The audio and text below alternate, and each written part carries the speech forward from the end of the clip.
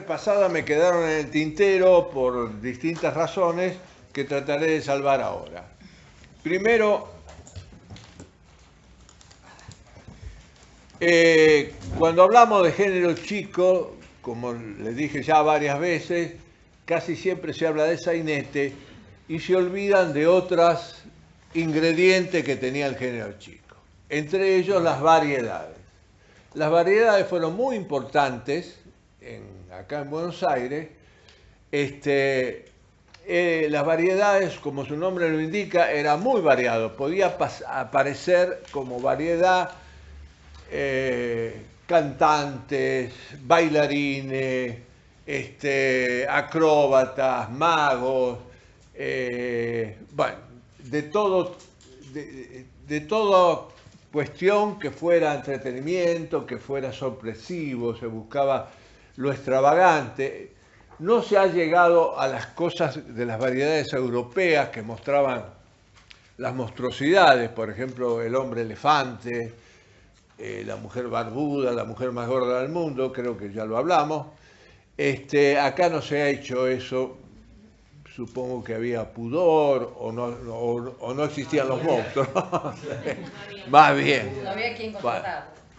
Pero lo interesante de las variedades es que imponen el jazz, que en esa época se llamaba foxtrot, el cine como extravagancia, no como película, sino como cuestión rarísima, esa cosa de poder filmar y ver a un señor que está haciendo cosas. Y el tango. El tango ya de alguna manera se empieza a afirmar. La fecha en que el tango se empieza a considerar una canción para prestarle atención es 1911, porque es cuando vienen las noticias que ha triunfado en París. Entonces pierde su carácter marginal, de prostíbulo. El primer tango que se conoce se llamaba el Queco, y Queco era prostíbulo, en Lunfardo. Las mujeres no intervenían, salvo que fueran las pupilas de los prostíbulos, se bailaba entre hombres, en fin, había una serie de cosas que en cualquier historia del tango se explican y se cuentan. En la llegada del bandoneón, de manos de un señor que me acuerdo el nombre porque se llama igual que Schumacher, que lo trae en un barco y él... Sí, se llamaba Schumacher. Bueno, ¿qué voy a hacer? Bueno, este tema de las variedades, que creo que he sido elocuente en el apunte,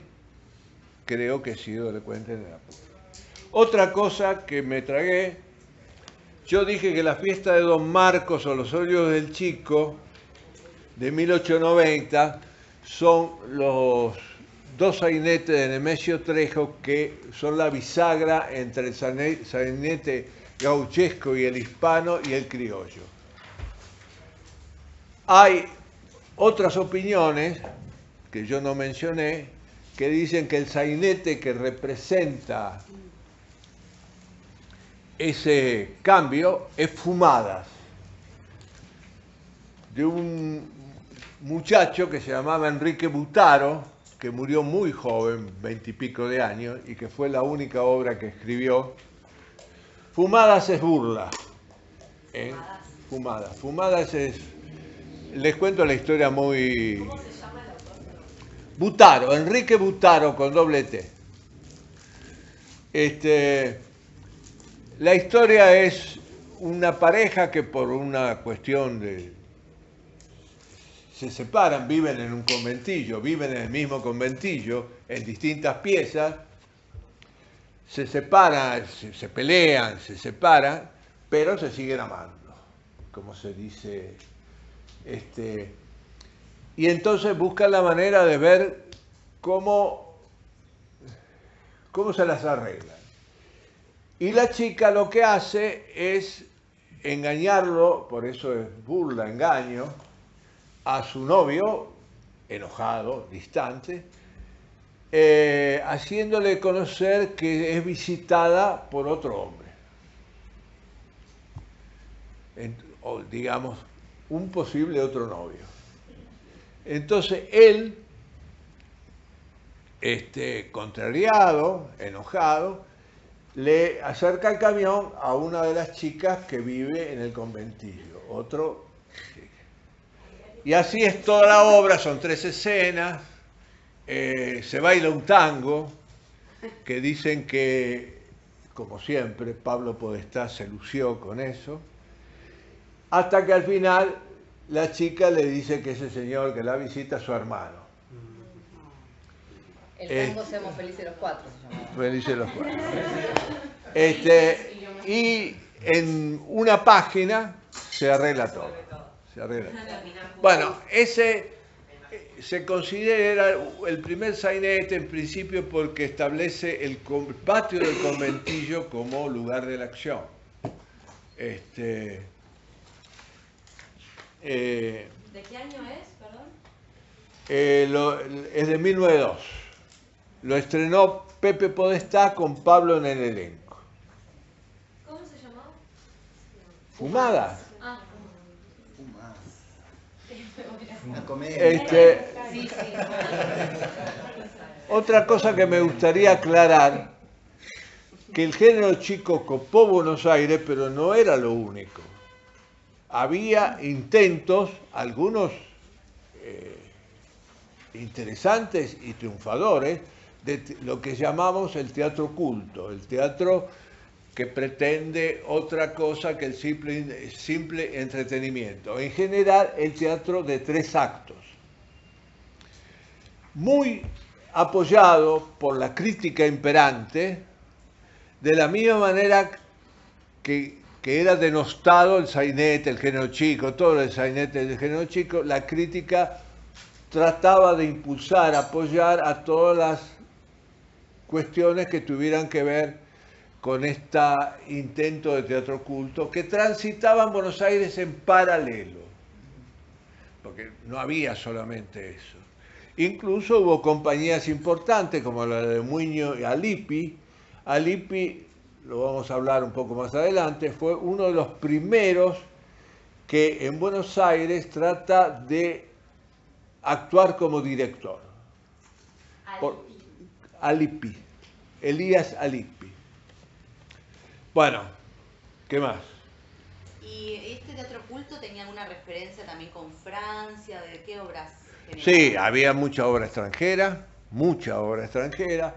La obra francesa era estimada, era valorada.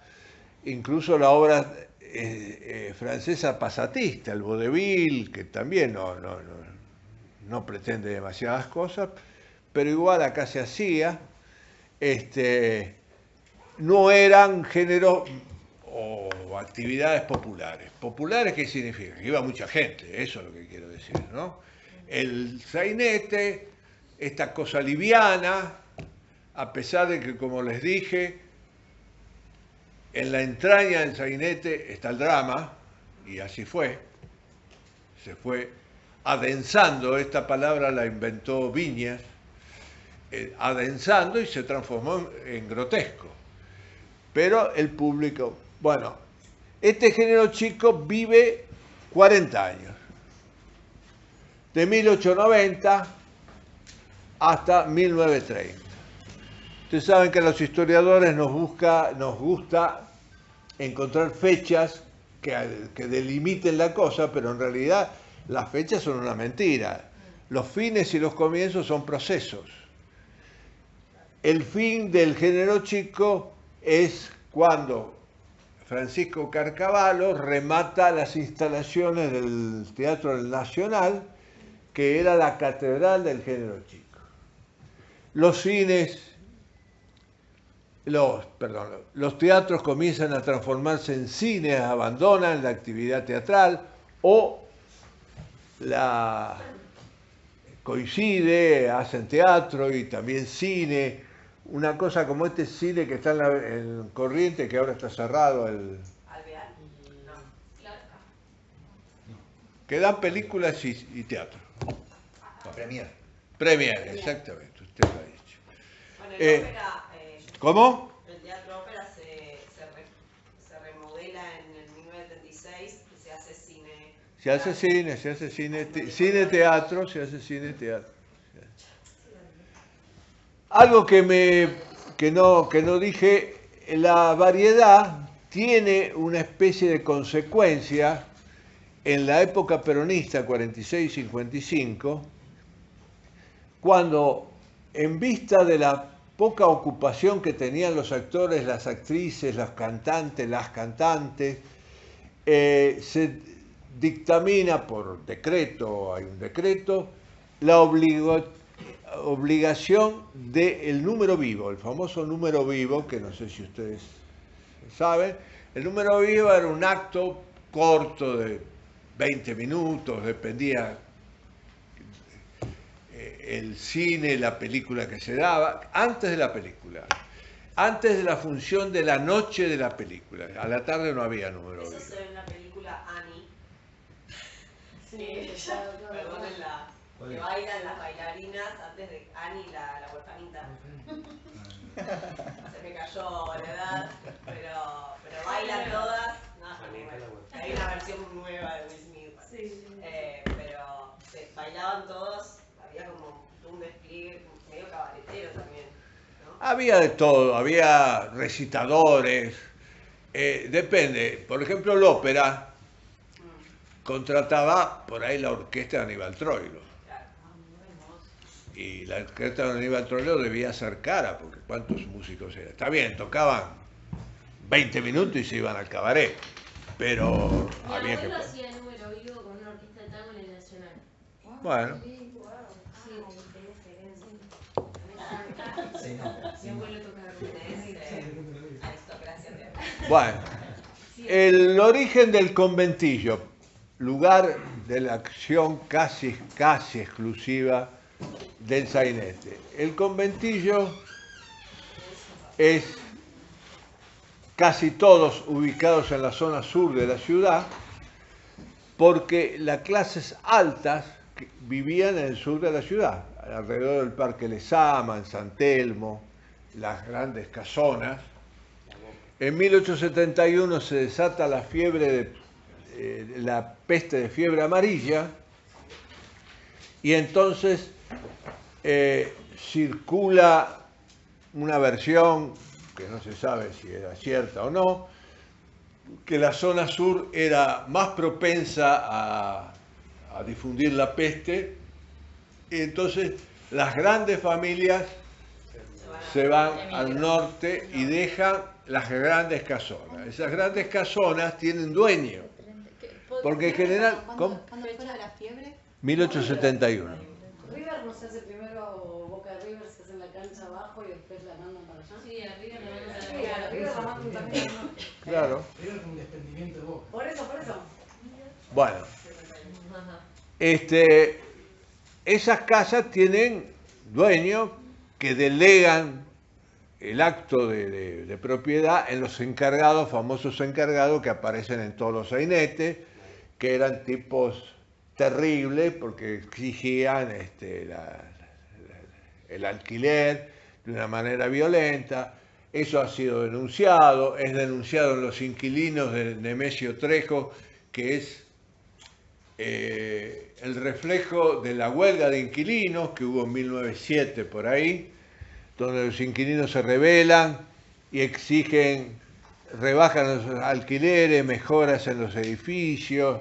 Bueno, y es también denunciado por Florencio Sánchez en una obra que se llama El desalojo, donde una pobre mujer que tiene unos hijos, no tiene un mango y la quieren desalojar.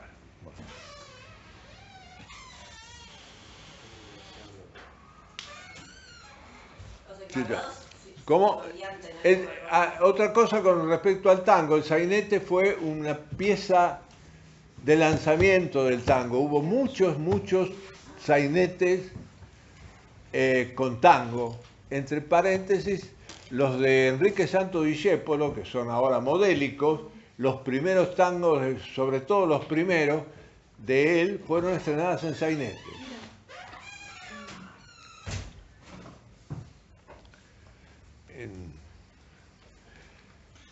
Con esto de la huelga de los inquilinos se aplicó algo, un decreto represivo, que es la Ley de Residencia de 1902.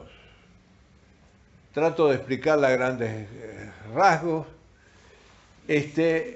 Con los inmigrantes llegan a Buenos Aires muchos militantes de agrupaciones de izquierda, entre los mayoritarios, los anarquistas y los socialistas. Todavía no existía el comunismo como partido. Que empiezan a engrosar las fuerzas proletarias, digamos, de las fábricas que tiene Buenos Aires, y empiezan a exigir una serie de mejoras que a nadie se le había ocurrido que alguien podía exigir. La clase elite, la elite argentina, se encuentra con un montón de gente que reclama cosas que ellos no entienden por qué lo reclaman.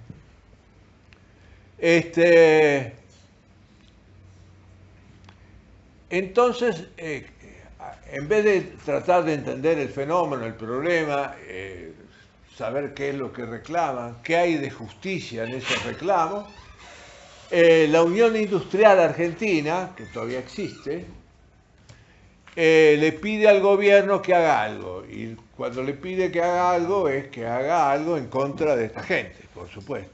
Entonces, el gobierno en ese momento eran absolutamente lo mismo. lo mismo. Entonces, el señor Cané, el de Juvenilia, redacta la ley de residencia. La ley de residencia que se pone en funcionamiento en 1902, establece que cualquier inmigrante que altere el orden, no se sabe bien qué es el orden, pero no importa, sea deportado. La deportación es un problema para algunos, porque venían escapando de Europa. Por lo tanto, lo mandaban a la boca del león. Bueno, la ley de residencia se comienza a aplicar, no con tanta energía como después, en 1907 con la ley la huelga de los inquilinos. Algo que el otro día escuchaba, corregime si es así, que es interesante, que como vinieron tantos inmigrantes de España, Italia, como la élite de acá no se podían distinguir por el color. Cuando yo fui a Lima, vos ya vas con una tez de otro color y te tratan diferente porque la diferencia social y de todo es de color de piel. En cambio acá, como todos, claro, se veían iguales, es por eso que la élite argentina, para establecerse como élite, empezó a hacer esos palacios medio franceses que conocemos después, que quedaron como embajadas. Una vez que adquirieron ese poder, ya todo el mundo sabe quiénes son los Alvear y nadie nunca le va a quitar ese lugar de privilegio. Nada, dieron los palacios para que sean embajadas, se los vendieron al Estado, digamos. Pero que en ese momento tenían la necesidad de diferenciarse de todos los otros españoles europeos que habían venido. Porque por otra parte no eran los europeos que hubieran deseado. Si hubieran sido los sajones, por ahí hubiera sido distinto. Totalmente. Bueno, ¿qué estaba diciendo? La ley de residencia fue muy aplicada en sus aspectos represivos por la policía de Ramón Falcón, que en 1909 vuela por el aire porque Simón Radowisky le pone una bomba debajo del carro. policía. Ese es el que matan a los anarquistas. Un anarquista. que se salva del fusilamiento porque hay un juez argentino, en aquella época parece ser que la justicia funcionaba, que demuestra que Simón Radowisky era menor de edad. Entonces no lo pueden fusilar, que lo iban a fusilar. Se fusilaba acá en Las Heras y Coronel Díaz, ¿eh? Ahí estaba la cárcel. Ahí mataron al general Valle. Me dan ganas de hacer un recorrido por la ciudad con toda esta info. La demolieron. Ahí lo fusilaron al general Valle, que fue en el año 1956, se rebeló contra Aramburu para reponer el peronismo, era un general peronista, y a Severino Di Giovanni, el anarquista, eso fue en 1931,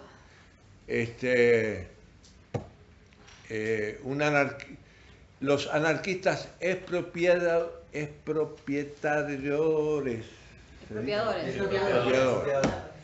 que eran los que, porque había anarquistas que protestaban, reclamaban, pero dentro de la mansedumbre, otros que iban armados y con la voz.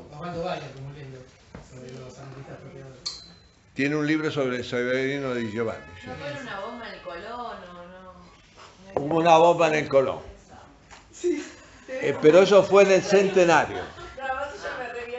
La ley de residencia es muy solicitada en el centenario porque todo el mundo tenía miedo que los anarquistas hicieran algún despelote. Y algo hacen, ponen la bomba en el Colón. Y reacciona los niños bien que salen a la calle a combatir a anarquistas. Medio naranja mecánica, ¿no? Como allá.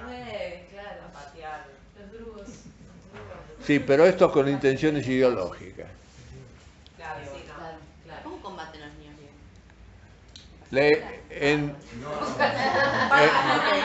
Con la falda del Estado. En 1919, la Semana Trágica, hay la huelga de Bacena. Bacena era un lugar que construía las columnas, ¿vieron? De alumbrado, esas columnas de hierro, que estaban en barracas, se declaran en huelga, es una huelga feroz. La policía va ahí a lo de Bacena y balea a los obreros que están en la puerta.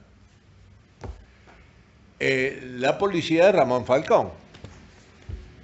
Pero lo mandan antes que de la Semana Trágica Ramón Falcón, entonces. Sí, sí.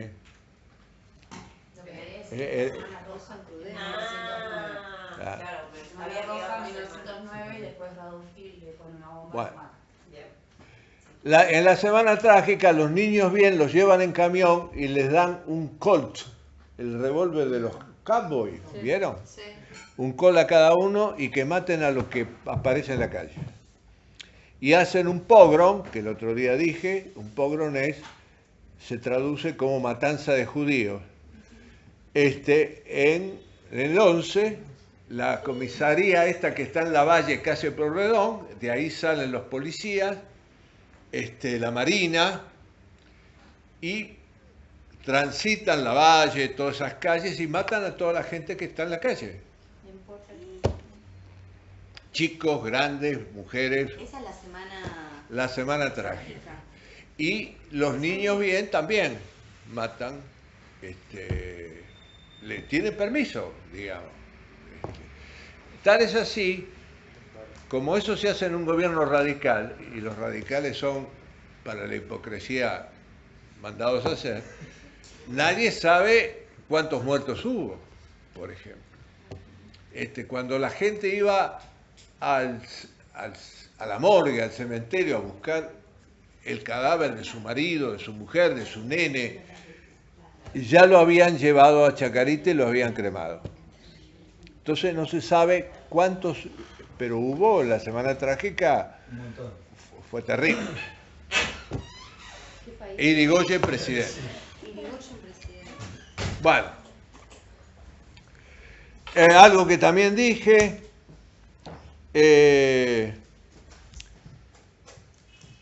Todos los sainetes, época actual, no hay retrocesos en cuanto a la fecha, esto ocurre aquí y ahora.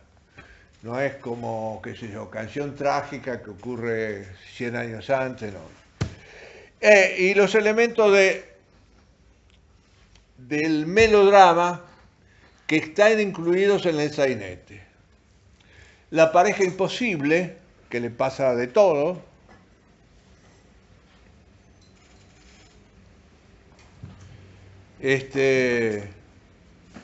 Los villanos, porque en general hay más de un villano, y la justicia poética que al final castiga a los malos y beneficia a los buenos. Estos más o menos son elementos del sainete que se encuentran en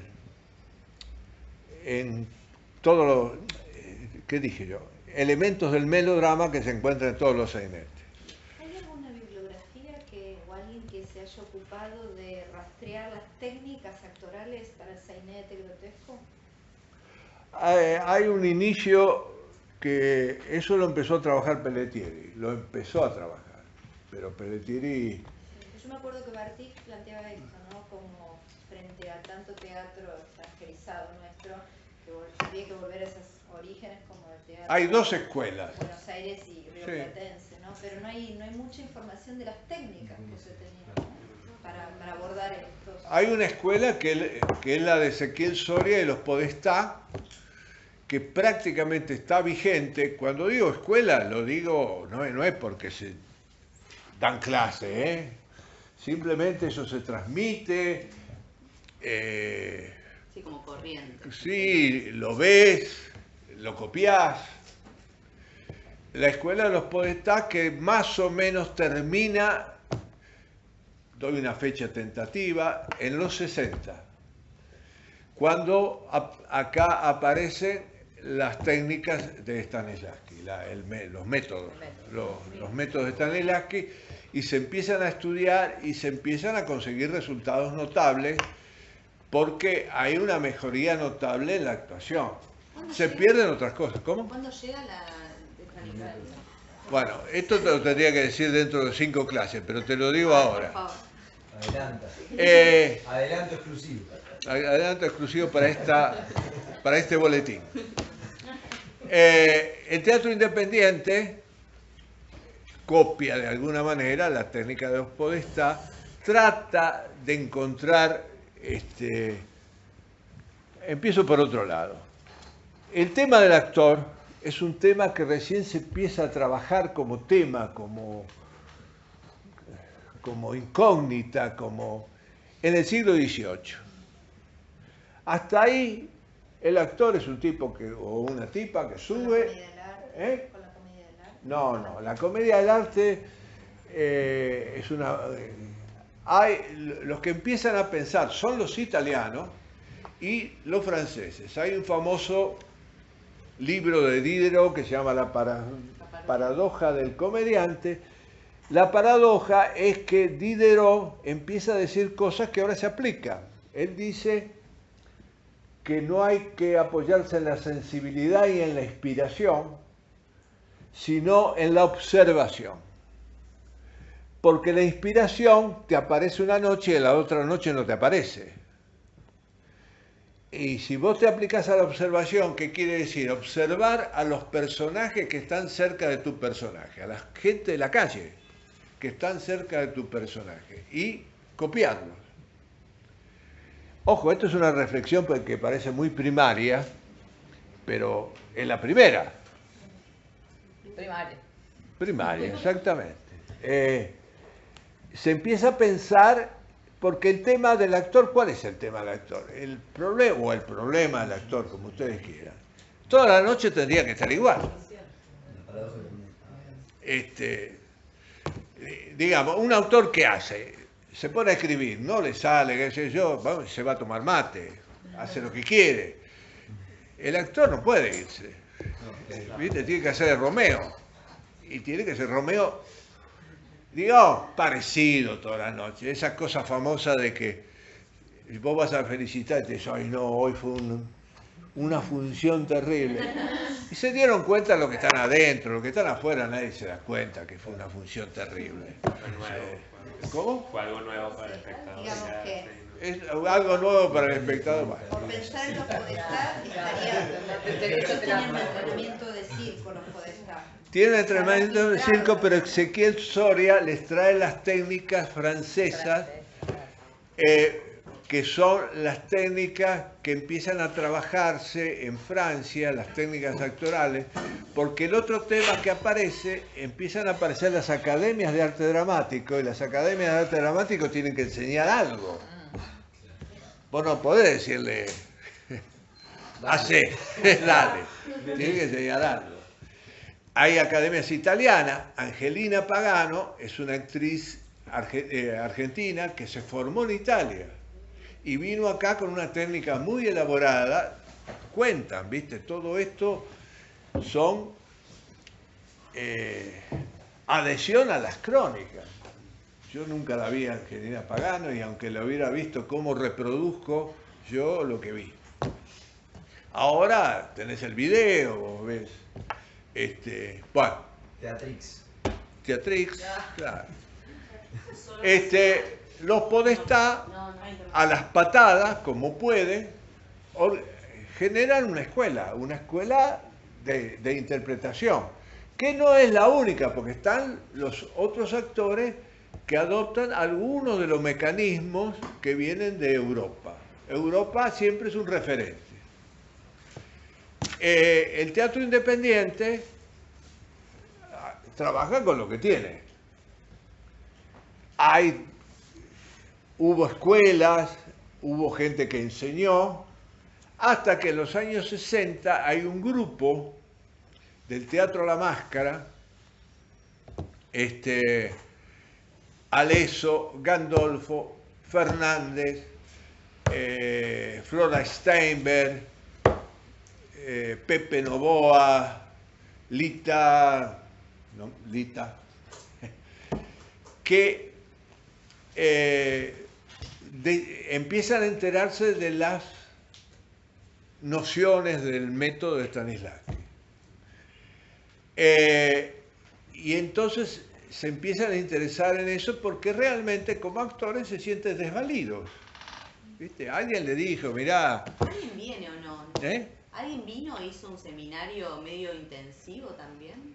No, lo que pasó fue que viene una actriz, Hedy Krila, que viene escapando de la guerra, de la Segunda Guerra Mundial, viene escapando, y conocía las técnicas de Stanislavski, y viene acá, ellos la conocen, se juntan y empiezan a trabajar con los libros de Stanislavski, que empiezan a editarse. Libros peligrosos, porque son traducciones de traducciones. Les cuento una anécdota para... Cuando se cumplieron los 1000 días de democracia, en el 85 más o menos, Pacho Donel hizo un desparramo. Trajo gente de todo el mundo a festejar eso, de distintas filósofos, pintores, de todo, gente afín al terreno de la cultura. Y vino el director actual, o en esa época, ahora no sé, del Teatro de Arte de Moscú, el teatro de Stanislavski, o sea, el heredero de Stanislavski. Entonces Pacho Donel me dice, che, ¿por qué no lo llevas a la escuela? Le digo, sí, claro. Va. Vino a la escuela y fue un desastre. ¿Qué escuela? La EMAT. Vino, no sé, ustedes no estaban, no. Yo todavía no, yo entré en el 87. Vino a la escuela y fue un desastre, porque trajeron un traductor que traducía literalmente. Entonces no decía memoria emotiva, decía recuerdo grato, qué sé yo. ¿Por qué Lito Cruz era Lito Cruz? Entonces nadie entendía nada, nadie entendía de qué estaba hablando este tipo. Una técnica Porque nueva. claro, son las palabras, ¿viste? Alguien dijo, memoria, esto es memoria emotiva, y eso quedó. Claro. Pero yo le puedo... ¿Cómo? Esta historia se abriga en el seno del inconsciente. No, fue muy feo, ¿eh? Fue muy feo. Fue muy feo porque el pobre tipo, primero el ruso no sabía qué carajo hacer. O sea, el ruso no sabía de teatro, era un traductor. No sabía El otro era el de- traductor, no sabía nada. Algo. El traductor no sabía nada. Es imposible esa visión. Y bueno, esos peligros se corren. Luego querés traerlo de nuevo, Perfecto. traes acá. Armemos. Por otra parte, Pero ahora que me interesa eso, vos es maravilloso. O sea, las palabras vos decís que quedaron no eran las que no sabemos, no eran esas. no, ¿Sabés por qué te pregunto? Porque Serrano, yo estudié con él, y él habla de que hay una segunda etapa de Stanislavski como que se desdice de todo lo que dijo primero. No, pero esa es la segunda etapa que se no, la segunda etapa, pero los nombres quedaron. Claro. Los nombres que nosotros le pusimos. Ah, pero no eran los que el tipo decía. No ¿Qué sé. diría Stanislavski? Por ahí, Lo que me acabo de enterar. Pensá en tu mamá, eso. memoria emotiva. No, nosotros trabajamos mucho con Gené, lo que se llegó a lograr después de muchos estudios y todo, era de lo que él hablaba de y en sus libros están en los ejercicios claramente, de sensorialidad. Claro, que claro. no tiene nada que ver con la emoción. Claro. Es una memoria sensorial. Sí, sí. Él habla de lo que el cuerpo huele, de lo que el Eso. cuerpo toca, entonces no había no es que tenés que pensar en tu mamá muerta. Eso. Ah, bien. Es una Tienes que reducción. pensar sensorialmente y lo más probable es que la imagen te dé más el olor de la sopa que tomabas de tu vieja Claro. que Bueno, en tratar de Tucumán, imaginar. en la Y universidad explorar el trabaja cuerpo, mucho. Pero igual eso se Yo trasladaría en trabajé en la antropología. UNA, fue cuando viajé. ¿Cómo? Más términos el tipo, lo decía ¿Cómo? más términos, pero la técnica se logró transmitir. Ellos trabajaron muchos años, mucho tiempo, no sé si cuántos años trabajaron. Por ejemplo, estaban en La Máscara y dijeron, no queremos ser más los intendentes del teatro. Los intendentes significa limpiar el baño, atender la boletería, pintar los decorados. Queremos actuar. Somos actores. Claro. Se encerraron con Jerry Krila. Si les interesa, perdón. El libro, yo lo tengo, Perdón. sí. A nosotros, ¿no? Si les interesa, la página del Actor Studio, del teatro De acá. no, el de acá, el ¿Tema de... viral? No, Telma La Viral. otra, ¿cómo se llama? Que es parecida, pero yo las confundo. No, el que era de Gandolfo. Gandolfo. Sí, pero que ahora está... Están colgadas muchas reflexiones de Gandolfo alrededor del tema de Stanislavski. Dora Baret. Dora Baret. Dora Baret. Bueno. Bueno, esa gente hace la primera obra. La primera obra que hacen es Soledad para cuatro de Ricardo Alac en 1961. Se produce una cosa muy interesante que pareciera que esa obra está escrita para ese método. Por eso el teatro independiente, cuando toma a Stanislavski como bandera, hace mucho Chekhov, porque Chekhov pareciera escrito para A la Stanislavski. medida de mi boca, como decía Carela ¿Cómo? con Cartoon. Está escrito a la medida de mi boca. A la medida de tu boca. Porque además, no sé si ustedes conocen la historia, si no hubiera sido por Stanislavski, Chekhov no existe.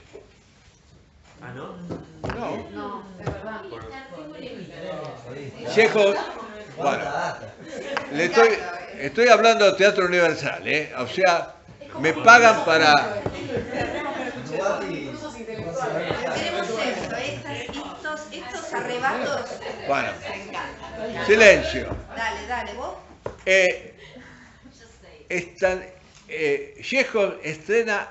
Chekhov era un cuentista importante que vivía del cuento, porque era médico y trabajaba gratis prácticamente. Vivía del cuento porque era una época en que se llevaban los cuentos a los diarios, a las revistas, y él pagaba. Claro, la pobreza. Cuentos hermosísimos, no sé si alguna vez ustedes han leído, en general son cuentos hermosísimos. Era como Trigorin en... Exactamente. ¿Qué es? Escribe La Gaviota y se la estrenan en el año, si no me equivoco, 84 o 94, eso no estoy seguro ahora, habría que buscar el dato. En San Petersburgo, un tipo que, no sé por qué me acuerdo el nombre, se llamaba Karpov, como el ajedrecista. Un desastre, nadie entiende nada, la gente se aburre, desilusionado, Chekhov se olvida del teatro, se olvida de todo. Stanislavski trabajaba con un dramaturgista muy importante que se llamaba Danchenko, que era un individuo muy formado, muy perspicaz para las cuestiones teatrales. Y descubre La Gaviota. Y entonces le dice a Stanislavski que la haga. Le hablan a Chekhov dice que de ninguna manera, que eso ha sido un desastre, que él no quiere volver a sufrir eso. Insisten y al final la hacen. Y acá viene el famoso tema de que Stanislavski le da ese tono dramático que Chekhov siempre ha dicho que sus obras no tenían. Que él escribía comedias y Stanislavski le hacía dramas. Muy bueno. Ahora, eran dramas que encajaban perfectamente con las técnicas de actuación que ellos estaban manejando. En ese momento puras. Pero hay algo importante en Stanislavski. Stanislavski era el tipo de intelectual que no cerraba las puertas, que decía, esto puede ser así, hágalo, si no le gusta lo tira, hace otra cosa. De hecho tiró todas estas semillas que en todos lados la gente lo agarró, se encerró, se puso a pensar Y y claro. mal armó Memoria métodos, emotiva. se cambió la cabeza. Y la Argentina ha sido, a partir de esto de Aleso, Gandol, ha sido muy receptivo a esas técnicas y posiblemente si ustedes analizan, no sé, Guillermo Guío, te digo cualquier, posiblemente en las técnicas de Guillermo Guío hay un cachito de Stanislavski, pero viene de Stanislavski, primero porque pasaron muchos años. Stanislavski murió en el 35. Pasaron muchos años y entonces ahora cada uno tiene su Stanislavski, que le da mayores resultados, menores resultados. Eso. Además, hay dos. Bueno, ¿esto ha sido explicado? Muchas gracias. Porque fue el cumpleaños, por eso le Esto fue concedimos el paréntesis porque fue Es el cumpleaños de ella. Muy feliz cumpleaños. Muchas gracias. Bueno, Roberto pregunta, estabas hablando de las corrientes actorales que era la escuela de Soria y los Podestá y la otra. Stanislavski en los 60. Pero en 1960. Hay, Ok. por ejemplo, Angelina Pagano aplicaba su técnica italiana, pero era Angelina Pagano y algún otro, no era. Y la otra está después. Bueno,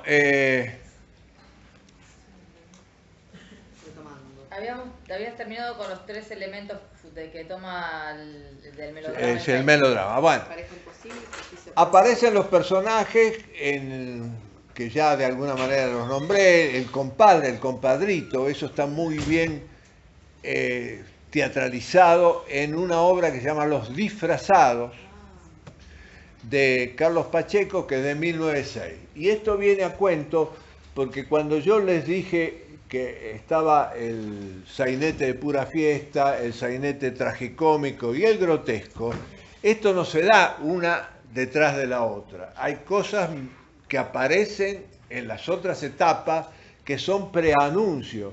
Los Disfrazados, que de 1906, es un preanuncio del grotesco que después Discepolo va a conformar en 1923.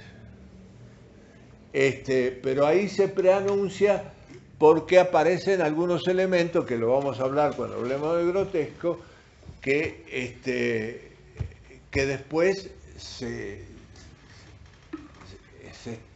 establecen como pautas de procedimientos en el grotesco de Discépolo. Tengo una pregunta, Sí. una solita. Todas estas obras, los óleos del Chico, los disfrazados, todas estas del 1900, Sí. ¿están o solo están en esos folletines? No, están en lo de Beatriz Seibel casi todas. Casi todas, no todas. Beatriz Seibel hizo un trabajo Beatriz Seibel hizo un trabajo formidable, formidable. Supongo que se van a seguir publicando porque ella debe haber dejado todo terminado. Claro, sí, sí. Yo la conocí, digo, y era una tipa de un laburo. Cuando termine esa colección que está haciendo el instituto, va a ser un reflejo de la dramaturgia argentina hasta donde la Beatriz llegó. Sí, pero digo, se pueden leer. Se pueden leer. Se compran esos libros. ¿no? Sí, sí, bueno, están colgadas en la... Colgadas en la- Les compartí algunos. Claro. Otra cosa que quiero decirles, porque lo van a ver en algún libro, si buscan algún libro o algo así, y el famoso tema del sainete teatralista, que es el teatralismo y que es el ilusionismo. El teatralismo es ese teatro que se muestra como teatro, que se sabe que eso es teatro. Elementos teatralistas es, por ejemplo, la parte. La parte es algo teatralista. No puede ser que vos estés hablando y una persona que está a 2 metros tuyo no te está escuchando. Son elementos, vos sabés que eso ocurre porque eso es teatro. Si no, el tipo te tendría que estar escuchando. Digamos, que marca la existencia de teatro. El ilusionismo es aquel que lleva la mímesis a su máxima expresión posible, que crea la ilusión de realidad, no crea la realidad, porque la realidad es imposible. La realidad no se puede plasmar en el escenario. Lo que se plasma es la ilusión de realidad. Que eso hace el realismo y después pretende llevar a sus máximas consecuencias el naturalismo. Lo que yo les conté de las reses vivas colgando del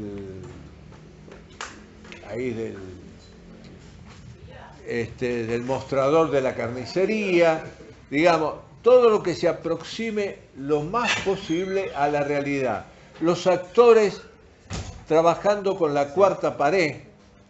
La cuarta pared, el actor trabaja como si hubiera una cuarta pared, la de adelante, la del escenario, por lo tanto actúa sin preocuparse en el público, lo cual es un desacierto, porque como vos estás contando una historia y además estás desarrollando un conflicto, vos tenés que darle prioridad a eso y por lo tanto plantear la puesta en escena en función de eso. Si Juan y María se dan un beso y ese beso tiene una significación en el conflicto importante, yo eso lo tengo que poner en un plano que el público lo vea. Si lo tapa un actor porque hay una cuarta pared, se pierde un dato importante en la historia. ¿Me explico? Claro, una cuarta pared re ortodoxa, como que ahora pensamos la cuarta pared y es simplemente no contemplar al espectador, pero no es no tenerlo en cuenta dentro de los signos y de la construcción. Exacto, Pero en claro. ese momento por ahí la cuarta pared y Cuarta ya pared, todo no, como si la fuese cuarta escénica. pared era el público no existe.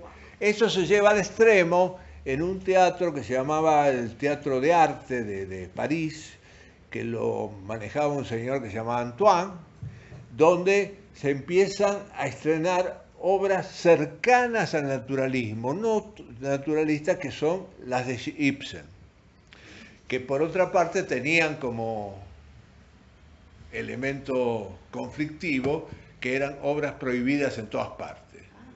Él las consigue estrenar porque no abre su teatro al público sino que la abre a los socios de su teatro. Como un teatro a puertas cerradas. Claro. Función privada. Había individuos que se asociaban, que pagaban una cuota mensual, y esa gente, entonces la censura no intervenía, no podía intervenir, no es que no intervenía, no podía intervenir porque eso no era un acto público, era un acto voluntario de yo soy socio de acá. Las obras de Ibsen fueron prohibidas. ¿Hizo eso de teatro para socios? Yo estaba todos los productores pensando. ¿Cómo se llamaba? Se llama el Teatro de Arte de Antoine, era así, y eran los primeros teatros libres. Libres son los primeros teatros independientes. Bueno, ¿qué más?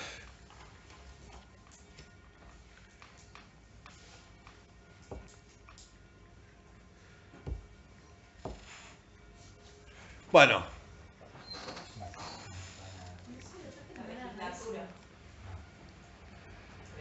el sainete, del mismo modo que el melodrama, el vaudeville y todos los géneros populares, o casi todos, son géneros que han sido tildados de reaccionarios, conservadores y reaccionarios. Son esos géneros que establecen la concordia al final. Acá no pasó nada, el mundo es bueno, el mundo no se ha modificado, los malos tienen que estar en un lugar, los buenos en otro, los pobres siguen siendo pobres. El famoso tema de lo que veían las sirvientas en París, las mucamas, ¿Cuál? ¿Las criadas de Genet? el género de Boulevard, donde se descubría que la pobre mucama, en la obra, que estaba sometida a los dictados de una familia autoritaria, se descubría que era princesa. Todas las novelas. Jennifer Cenicienta. López. Claro, bueno, eso. Que era princesa. Entonces, la pobre mucama que se iba al teatro decía, bueno, a lo mejor yo puedo ser princesa alguna vez. Sí, además se daba cuenta que la maltrataban porque era princesa, si no una señora, la princesa ni se da cuenta. Lo vive. Bueno. La otra que importa. No, lo vive.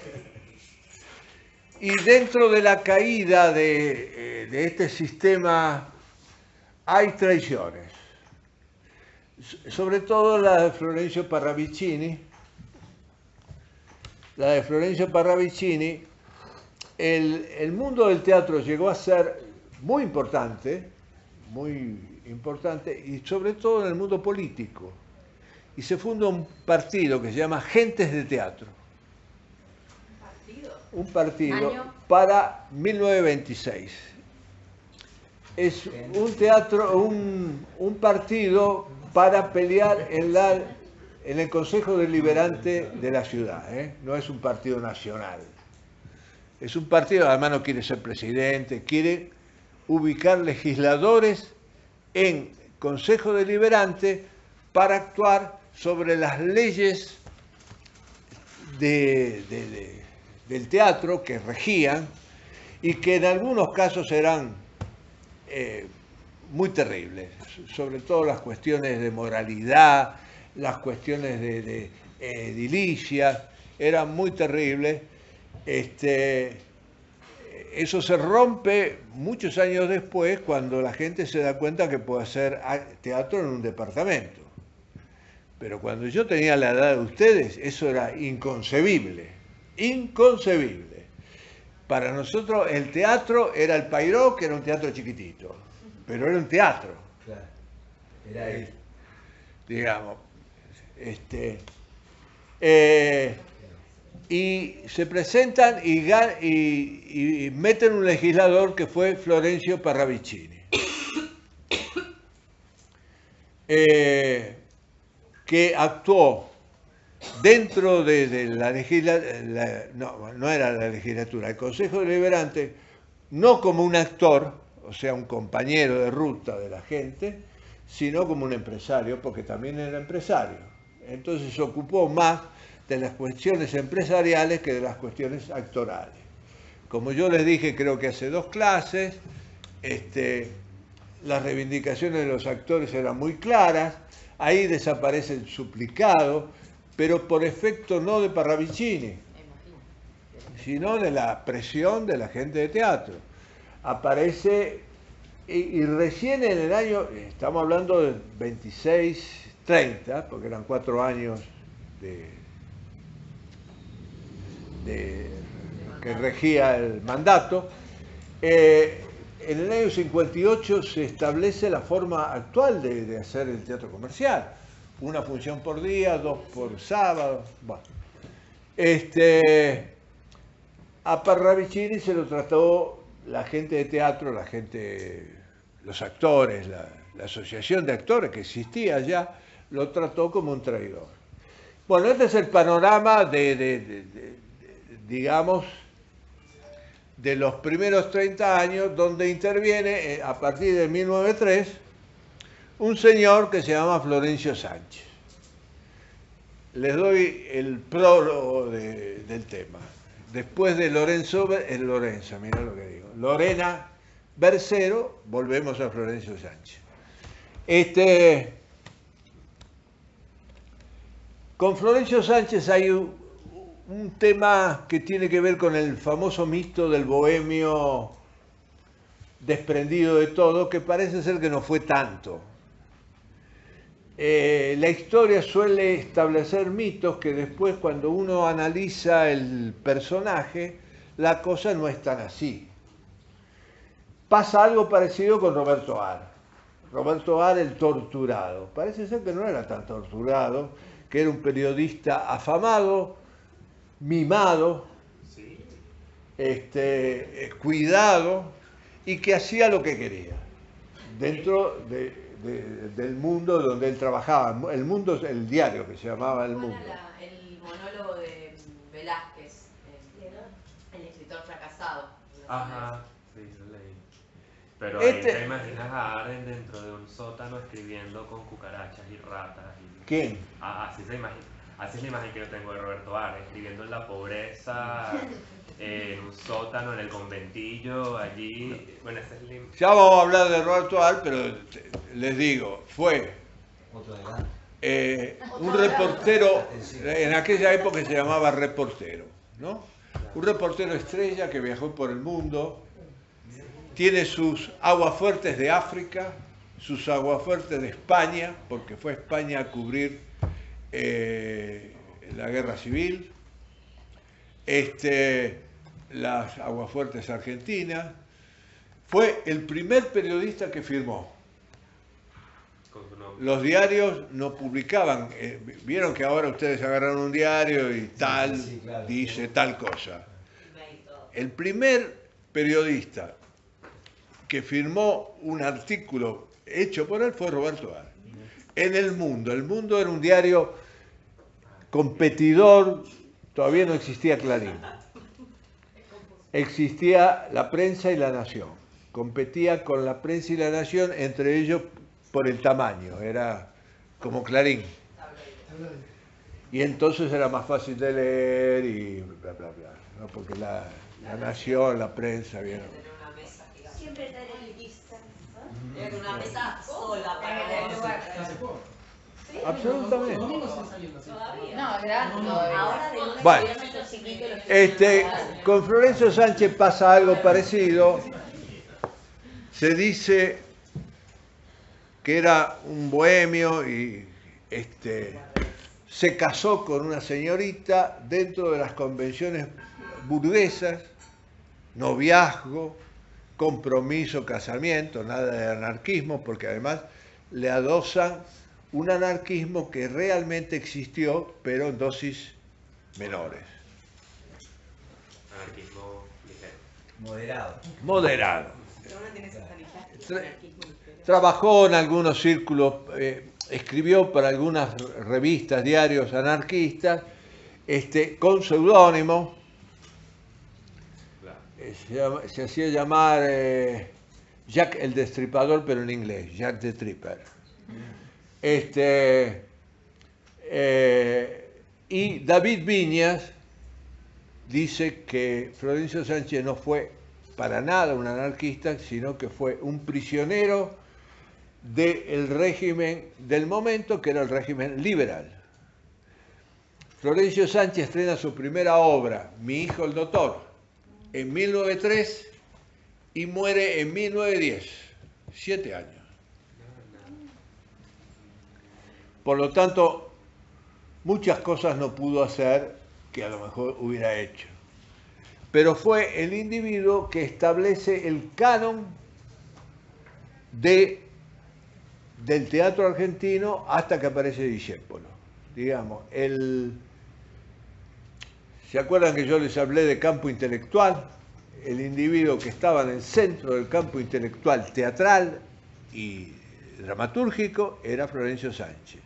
La gente escribía en función de Florencio Sánchez o en contra de Florencio Sánchez, pero era el referente. ¿Quién sería hoy? Y Dubati nos dijo hoy a la mañana que él se comió a Ibsen. ¿Se comió? A Ibsen. Eso nos dijo textual. Él cambia. Bueno, Se comió a Ibsen y sacó su obra. Hizo el gesto. Claro, no en, Es así. no en sentido sexual. No. Voy a responder a- No bíblicamente, No. pero se comió así a Ibsen y Me comí un caramelito. ¿Quién, Florencio? ustedes, ¿Qué opinas? yo les dije que ustedes leyeran 2 obras, que espero que lo hagan. Lo hicimos. Barranca Abajo y los los de derechos. Azar. Los derechos. Florencio Sánchez tiene 2 épocas. Ah, con razón son tantos. Tiene una primera época que podríamos decir que es la rural, la que trabaja con cuestiones relativas al campo, a lo rural.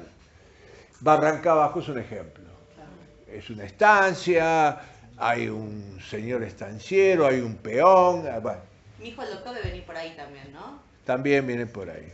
Mi hijo el doctor es la pelea entre los inmigrantes y los originarios, que al final la hija de un inmigrante se casa con un paisano de acá, y entonces Florencio Sánchez termina la obra diciendo: así se va a formar la gran raza argentina. Pero Bueno. qué diversa su producción, ¿no? Porque aparte manejaba los idiolectos de una manera... Ese anarquismo. Las cosas que leímos son... Él trabaja el idiolecto en la primera parte. En la segunda parte, Los derechos de la salud. que es los derechos de la salud, es un lenguaje presuntamente culto, y mucha gente dice que ahí se acabó Sánchez. Hablando de esto que dice este señor, Yo la vi en el La censo. hizo Mariano. un crítico de la época lo llama un Ibsencito menor, ¿Viste? Ahí está. Dubasky. porque él empieza a trabajar. Ya le parece de Stanislavski. Bueno, no hay tiempo para decirlo, pero él empieza a trabajar con el sistema del drama moderno que impuso Ibsen, que dentro de 2 viernes voy a hacer un esquema, porque esto responde a un esquema que Ibsen lo toma, viene del teatro francés, lo toma y lo llena de contenido. Es un esquema absolutamente reaccionario, pero él le da contenido. Inventado lo que se llamó la pieza bien hecha. La pieza bien hecha es presentación, nudo y desenlace, que tiene determinado recorrido y al final todo se arregla. Esto lo hizo, lo inventó o lo transitó un dramaturgo francés que se llamaba Sardou, y otro que se llamaba escribe con S al comienzo, que son los que transitan esto y se hacen millonarios los dos. Porque es un teatro pasatista, es un teatro popular, es un teatro que llena salas, y por otra parte es un teatro que se copia a sí mismo, como el sainete. Sardou hacía algunos cambios, más o menos, cambiaba los nombres, un poco las situaciones, pero... Y la gente compraba. Bueno, esto es lo que pasa con Sánchez. Los estudiosos de Sánchez, cuando hablo de los estudiosos hablo sobre todo los contemporáneos, o casi contemporáneos, porque muere en 1910, adoran el primer Sánchez, no el segundo. Si ustedes habrán leído, espero yo, los derechos de la salud, el lenguaje de traducción. Es un teatro hueco, es un lenguaje hueco, no un teatro Tiene hueco. una sutileza de emocionalidad y como de los personajes. A mí me encanta. Cumple con una de las premisas de Ibsen. Todos tienen razón. Claro. Otra frase que usaron. Todos tienen razón, claro. La mujer que se está muriendo tiene razón. El hombre que está siendo viudo, que va a ser viudo, tiene razón. La chica que Puede ocupar el espacio. puede ocupar, tiene razón. Lo que vos elogiaste de la apuesta de acá De Dolte. de Doyle. La Claro. democratización del discurso. Dijiste, ¿no? Todos tienen razón. Digamos, bueno, Que todos viven esa vos contradicción humana. tenés la tentación de adherir a la mujer que se está muriendo. Vos decís, no, pero pobre mujer, ¿cómo le van a hacer eso? ¿Qué derecho tiene esta mujer, si se está muriendo, si sabe que se va a morir, de obturar la vida de dos personas que están vivas, sanas, que pueden ser felices? Adherís al marido y vos decís, bueno, pero ¿cómo este salvaje va a dejar que esta mujer que se está... Todos tienen razón, es brillante el argumento. Pero el lenguaje sí es verdad que parece una traducción. Claro, parece un lenguaje de traducción. Es más, es difícil de, si lo decís en voz alta, yo imagino que cuando lo Pero habrán hecho lo habrán el tú desaparece de la dramaturgia argentina, o empieza a desaparecer, en 1949. El puente de Carlos Gorostiza. El puente de Carlos Gorostiza empieza a usar el che, el vos, lo que hablamos nosotros, como hablamos nosotros. Y es una revolución. Creo que ni Gorostiza sabía que iba a ser una revolución. Es una Yo me revolución. preguntaba cómo sería el habla en ese momento cuando lo leía, porque me resultaba muy... Por más que No, fuera la literario. gente hablaba como hablamos nosotros. Por eso, digo, ¿por qué tan y literario? con palabras que han perdido valor, porque, bueno, el idioma se va mutando, pero... Pero contundente las argumentaciones igual, más allá de las palabras. O sea, cada No, nadie duda, Memorable, nadie impresionante. duda. Impresionante. Es un tema,